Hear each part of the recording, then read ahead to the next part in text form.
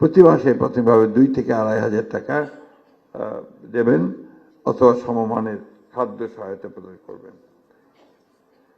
এবং আমাদের জানেন আপনারা সবাই যে আমাদের অত্যন্ত সবচেয়ে শ্রদ্ধেয় নেত্রী দেশনেত্রী বেগম খালেদা জিয়া, যিনি আমাদের ছেড়ে চলে গেছেন, তিনি এই মহিলাদের জন্য, নারীদের শিক্ষার জন্য যুগান্তকারী ভূমিকা পালন করেছিলেন।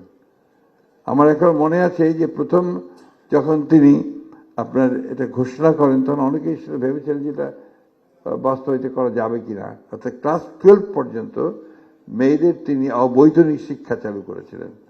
এবং এবার আমাদের প্রধানমন্ত্রী ঘোষণা করেছেন যে তিনি স্নাতকোত্তর পর্যন্ত, অর্থাৎ গ্র্যাজুয়েশন পর্যন্ত মেয়েদের কোনো খরচ দিতে হবে না লেখাপড়ার জন্য। এগুলো যুগান্তকারী আমরা আপনারা সবাই জানি যে আমরা একটা বিধ্বস্ত অর্থনীতি, বিধ্বস্ত একটা সমাজ, বিধ্বস্ত একটা রাষ্ট্র কাঠামো নিয়েই আমরা কাজ শুরু করেছি।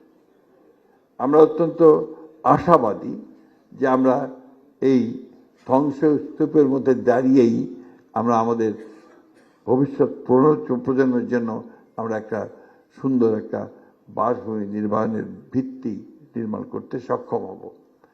আজকের এই অনুষ্ঠান আমাদেরকে আরো আশা জাগিয়েছে। আমি যখন আমাদের মহিলাদের সঙ্গে, বোনদের সঙ্গে যখন তাদের পুরস্কার দিচ্ছিলাম, আমি তখন তাদের মুখের মধ্যে, চেহারার মধ্যে লক্ষ্য করেছি যে কি অদম্য একটা সাহস তাদের মধ্যে, অদম্য এগিয়ে যাওয়ার একটা লক্ষণ তাদের মধ্যে। এইটাকে আমাদের ধরে রাখতে হবে। আমরা কখনোই যেন আমাদের নারীদেরকে পেছনে ফেলে দেওয়ার কোনো চিন্তা না করি। আমরা কখনোই যেন তাদেরকে ছোট করে না দেখি।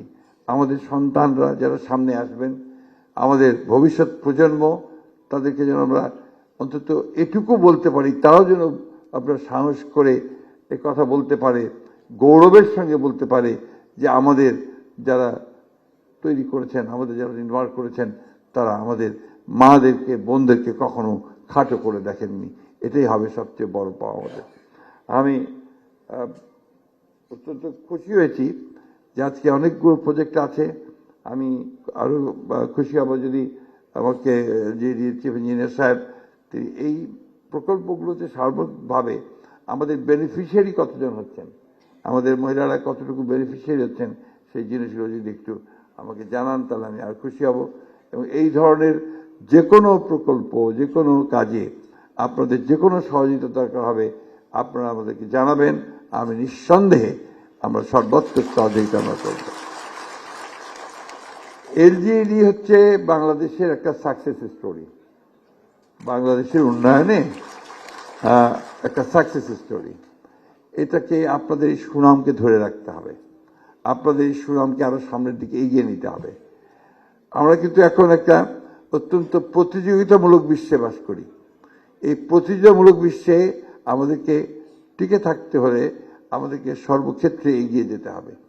আমি বিশ্বাস করি আপনারা এখানে যারা আছেন সবাই অত্যন্ত উচ্চ শিক্ষিত এবং দেশপ্রেমিক মানুষ।